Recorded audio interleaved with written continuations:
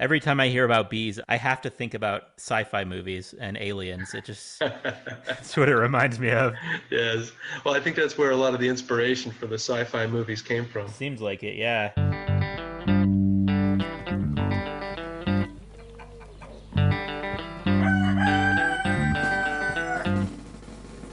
Hi, everybody. This is episode 39 of the Get in My Garden podcast. I'm your host, Aaron Moskowitz, and today we learn about observational beehives with Dan Long, Georgia Master Beekeeper, bee hobbyist since 1995, and serious beekeeper since 2011. He is father of 6 and lives in Athens, Georgia, where he is owner of a nursery specializing in clematis. He talks about the different types of observational hives and the people who build these small movable hives to bring along to the farmer's market or to educational venues. He shares his favorite type of observational hive that fits right onto the windows in front of his house, and some interesting details about bees and their life cycle that can be witnessed throughout the year with observational hives. If you'd like to support the podcast, please subscribe to the show and leave positive reviews on iTunes or wherever you listen.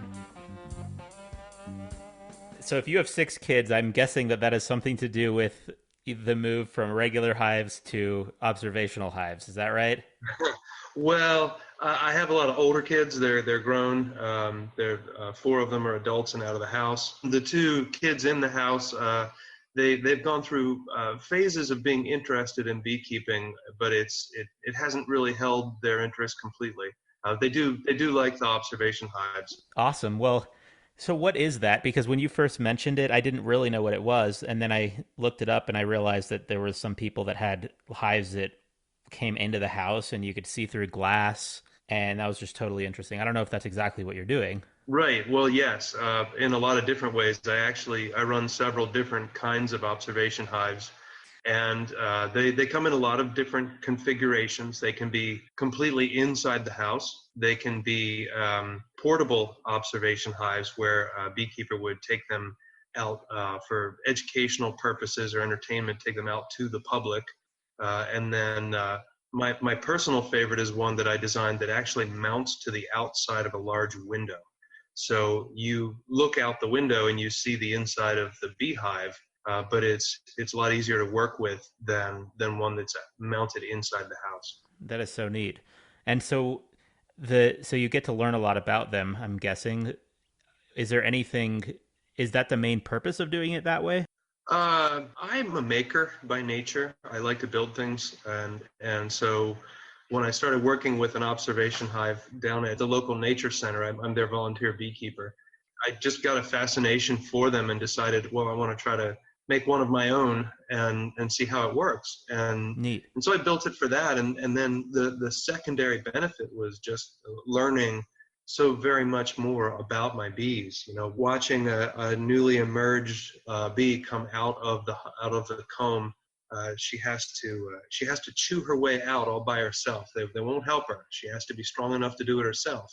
And then you can watch her eating away at the little capping of wax, and then popping her head out and seeing if she can squeeze out yet, and then eating a little bit more, and then pop out she comes. And amazingly, the very first thing she does is she gets into cleaning. That's the new adult bee's first job, is to clean up after herself and other brand new bees. Wow. And then also watching a queen laying eggs. That's very cool to watch, because it's amazing that the queen can lay in season. She can lay up to 2,000 eggs a day. Wow. Yeah, yeah, it's pretty amazing. And so she'll run around on the comb, and she'll find a spot on the comb that's been cleaned up and ready to use, and stick her abdomen down, and a few seconds later she's laid the egg and she's moving on to the next one. That's amazing. So I mean, that alone seems like the best way to do it. It's so interesting. Now, are the bees sensitive to light? You know, most people think that they are, and so they'll make sure to put either a blocker board or blankets or sheeting of some kind of like a blackout material over the glass or plastic portion of the observation hive. But I've found it actually isn't necessary, that they really do get used to the light.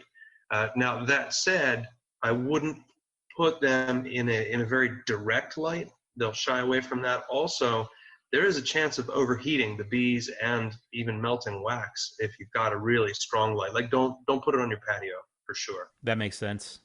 Gotcha. And so are you using, you obviously, you're a builder, you like to be able to see everything. It seems so cool. But are you also harvesting honey? Not usually. The observation hives are typically not large enough to get a good harvest. To give you an example, we talk in terms of number of frames in a hive. The frame is that wooden rectangle with the comb built onto it. And a small observation hive will only be a couple of frames. A large one might only be 8 frames. I see. Typically speaking, out in a bee yard where you would normally raise your bees to harvest, you would have a minimum of 8 to 16 frames before you even started putting the honey boxes on top, things we call supers. I And see. so really they're a little too small. They are a little harder to manage because they're usually pretty small. Okay. Well, I just, and that's just so cool. So you're doing it for the bees and to watch them, and because it's such a fun thing to do, right? It's fun and it's a learning experience. And I also have one of the portable style, they call them Ulster observation hives because the design came from over across the pond in the UK. They are basically a one frame sitting on a box with 5 frames in it, and you can take it with you and keep it for a day or so without having to open it up for the bees to fly. And so you can take it to a classroom situation and use that for teaching beekeeping program. Okay. Yeah, I was wondering about that if you were to take it around. So they can stay in there for a day, but beyond that, I'm guessing there are going to be some bees that have already left and they're going to be looking for their hive, right? Or other bees that need out Yeah, they pretty quickly. definitely they need to get in and out. They have to well, bees poop. They do eventually have to get out and poop. They can hold it for a very long time, but it's more about in order for them to continue to bring in resources for the hive, nectar and pollen and such.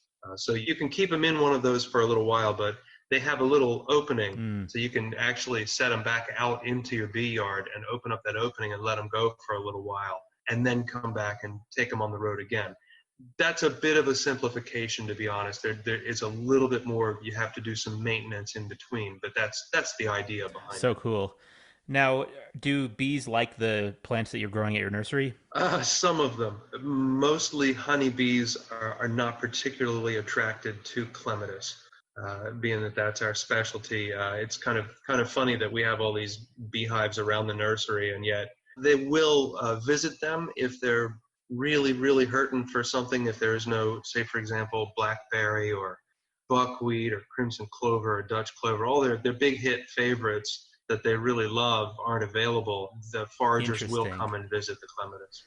Wow. And so how much does it cost? I know that, I mean, people probably are curious if they're not, serious beekeepers and they want to get started. How much does it cost to get started with a simple observational hive? Well, you can buy complete units for 800 to $1,000. I mean, they're very impressive and extraordinarily well built. But that's pretty exotic cost there for most people. Yeah, But for an institution of some sort, a public or a school or something, that's within budget. But for most of us homeowner types, you can really build your own pretty easily. In fact, the one that I mount on my window, I really love because there's no glass to buy. You've already got the glass of the window.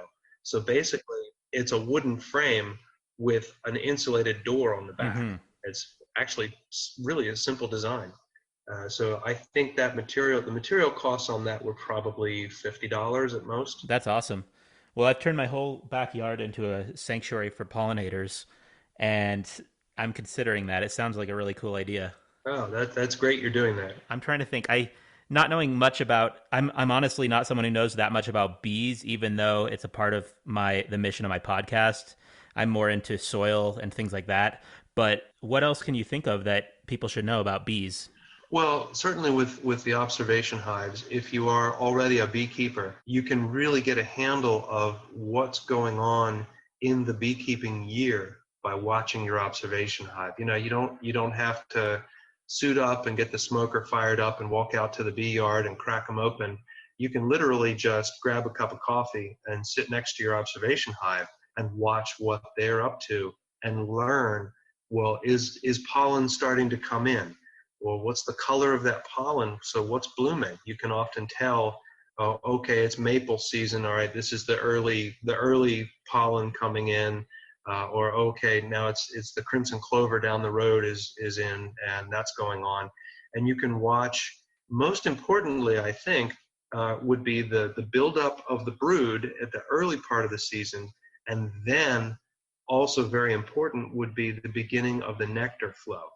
The nectar flow is when it's kind of a bell curve event where things really start to pick up. If you are not managing your bees out in your bee yard when the flow hits, you're going to lose an opportunity to gather a lot of honey, and you're also going to get a lot more swarming. Mm. So you can actually see what's happening right away while hanging out in your pajamas in your living room. And I love that about it. That is so cool. So when they're swarming, does that mean that they're at capacity and they're going to create another hive? Right. That is the natural reproductive cycle of the superorganism known as a honeybee colony. So does that mean that they're leaving behind completely the existing hive? Well, what will happen is the workers will come to the decision. It's a very democratic process. The workers they'll decide, okay, things are feeling a little cramped. Hey, the nectar flow is beginning. Things are looking good. The weather's right. They will begin to slim the queen down. They'll stop feeding her quite as much. They will also create queen cells to replace that queen, and then they will take her out into the air with her. So about half of the colony leaves with the existing queen, Right. and the other half is left behind with a bunch of resources, including a handful of queen cells, so that colony can live on. Every time I hear about bees, I just cannot. I have to think about sci-fi movies and aliens. It's what it reminds me of. Yes. Well, I think that's where a lot of the inspiration for the sci-fi movies came from. Seems like it, yeah. Well, so if you've got your observational hive and then you have honey hives out of your yard, can you time everything according to what you see in the visible hive? Not exactly, but it gives a good feel. Every hive and every queen is a little bit different. And so some say, if I'm counting it at, like, I'm making milestone markers in my observation hive, some of the hives out in the big yard are going to be ahead of that, some of them are going to be behind that. But you can watch for trends for sure. Great. And is there something that you've noticed? Can you see something going wrong really easily and stop it if it's in a hive like this? Because I've heard a lot of things about problems that can happen and, obviously the mites or whatnot, but Right. you would be able to see that right away, right? Well, you can certainly see if you have a small hive beetle infestation that's getting out of hand. You can definitely start to see you can see mites if you don't take good care of your hive. On the same way, you can see things like deformed wing virus building if you're not taking care. I treat pretty carefully, so I don't really see a whole lot of that. But Yeah. it is obviously, yeah, you can see when things are starting to go badly. And as far as like every time somebody with a regular hive goes out there, puts on the suit, smokes them, and gets a good look in there, that's putting them under a lot of stress, right? Somewhat. They are little tiny brained insects, so they get over it. Yeah. But it's not really bad as long as you're not damaging them in the process of inspection. If you're killing a bunch of bees, if you're rolling them, if you're spilling a lot of honey, if you damage the queen, that's really bad.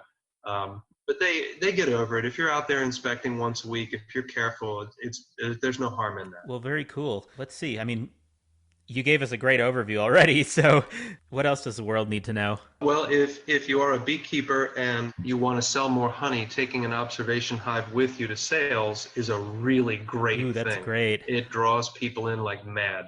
If you could have 100 jars of gorgeous honey on the table, but if you've got an observation hive like one of those Ulster style ones I was talking about, it draws people in. They love to do that. They love to look for the queen and that sort of thing. And if you're teaching, it's a great opportunity for that as well, to be able to take them with you. Or if you have a public facility of some kind, mounting a permanent observation hive in that is a great educational tool. It's a great conversation starter. I have it here at the nursery, and just anytime anybody walks into the office, they immediately walk over to the window where the hive is mounted. That is awesome. I think that would be so cool at a farmer's market stand. As you mentioned, I mean, just people would flood over to see it. But yeah, I'm thinking where that could work where I live. So there's a huge beekeeping movement here, in very different plants than where you live, no doubt. But Right. I don't know anywhere where I can look into a hive here. Yeah, they're really terrific. I'm surprised you don't see more of them. If there's like a locavore movement and farmers markets and things like that happening, any beekeeper would do much better having one of them with them. Now, granted, it is extra work, but I think they're the ones there selling honey for me when I take one. That's cool. Thank you so much. I'm super grateful. I appreciate that. Thank you very much. Thanks for listening to the show.